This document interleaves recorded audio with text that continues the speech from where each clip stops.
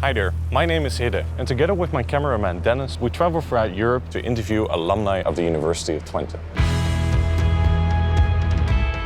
In this series, we'll travel all over Europe to interview 6 alumni of the University of Twente.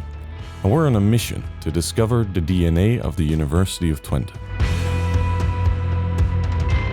In this episode, we're in Gdansk to interview Gerard Schuurman, who completed the civil engineering program in 2001 and who is currently project director of the Imperial Shipyard Project in Gdansk.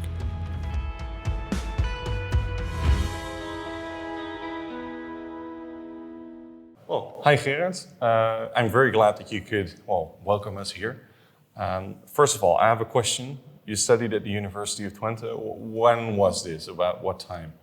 I started in 1997 and I finished in December 2001. 2001. Yeah. Okay. So. And what study did you do back then? It was called Civil Engineering and Management. Civil Engineering and Management. Yeah. And now we're in Poland, completely different than Enschede, where you first started your studies. How did you get here? Yeah, so after my studies, I moved to Amsterdam and I actually moved a bit away from the civil engineering part, but got more into, let's say, urban development, real estate development. And after some time in Amsterdam, I met my wife in Amsterdam, and she was always working on an international level. And I started getting more interested at that moment to move outside, and we moved to the US and did my studies in the US and worked there and came back to the Netherlands. And I was back in Amsterdam working, but I was still feeling that I wanted to work in an international level. Mm-hmm. And then, a little bit by coincidence, I found out that some Belgian developers bought a big shipyard in Gdansk, and they were looking for somebody to lead this redevelopment project. So that's how I basically started here in Poland, in Gdansk. So you're now developing a shipyard. Yeah. What does that mean? Yeah. So we're not developing a shipyard in a shipyard, but we bought an old part of the former Gdansk shipyard, 16 hectares in the center of Gdansk, with the purpose of redeveloping this site into an urban neighborhood with historic buildings and new buildings combined. Mm-hmm. And why is it so important that you're doing this? Because you could also just go to a different location. Why a shipyard? Yeah, so we see an opportunity to go outside of Belgium and the Netherlands to find more upside, more growth. So that's why Poland was on our radar. And then we found this site and basically also a little bit fell in love with the project. It was not only a business reason, but also the story of Solidarnosc. What happened here in the 70s and in the 80s with the movement of Solidarnosc, which led to in the end to the fall of communism in Eastern Europe also. That kind of context was for us very inspiring to come in and to say, okay, how can we protect that heritage, that history, and at the same time develop this into, let's say, a new modern urban district. So that was for us really kind of the purpose to get here. Yeah. So both business, but also kind of the passion for this kind of places. So. And are you succeeding in preserving that history and the business perspective? I think we are at this moment very much succeeding in preserving this history and this heritage. We also have still a lot of challenges to get the ball really rolling in a fast way and to get the project moving ahead. It's a project where many different entities play a role, many stakeholders are involved. Mm-hmm. So it's a complex process, but we are going step by step and confident that we will get there. Well, we just had the luxury of just walking around, getting a tour from you. It looks really great already what's happening. It has a lot of potential, the old buildings.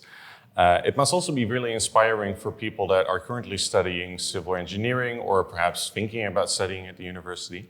So then I'm wondering, and somebody who sent in this question, Sanne, who's currently my neighbor, who has the question, what would you recommend to students that study right now? Yeah. I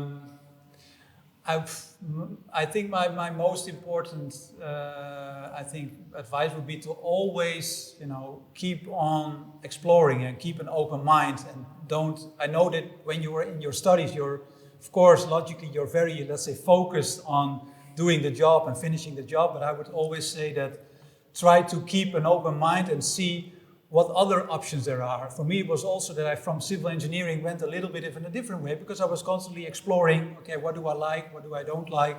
And I think this idea of what I would also say that people study right now, keep on studying basically the rest of your life. I would say that this idea of kind of lifelong learning is also, I think, very important to kind of, keep this even when you finish your study. So, yeah. Sounds like a really good advice. Well, thank you very much for this quick talk. I have one more question, which is the question that we're going to ask all of our alumni during our tour, which is the reason why we're traveling. Because we're interviewing different alumni of the University of Twente, and they all have one thing in common, Twente. And we're wondering, is there some kind of red thread that's connecting all of us? Is there some kind of DNA that combines us? And especially for you, somebody who traveled all over the world, studied at different locations, the question is therefore, what is the DNA of the University of Twente? Yeah, well, I will try to answer this. It might in the end be an answer that is very kind of personal, specific for me, so I don't know if you can really learn from it, but what I really see, and I can, yes, also very much then, compare this with my others, like when I did Erasmus University or MIT, that, University of Twente, people consider this like, technical university, it's called University of Twente, but, a lot of people think of it as like engineering, and I did engineering, right? It was civil engineering. But what for me was kind of very kind of specific for the University of Twente was that this technical part, this engineering part, was always embedded into, let's say, a wider context, where there were like social pressures, where there were all kinds of stakeholders that were like influencing your, let's say, technical project that you were doing as an engineer. And that was, when I started at Twente, when I was looking for what to do, for me it was kind of, I didn't see this much at other universities like Eindhoven or Delft, which would be like kind of typical where you would also look.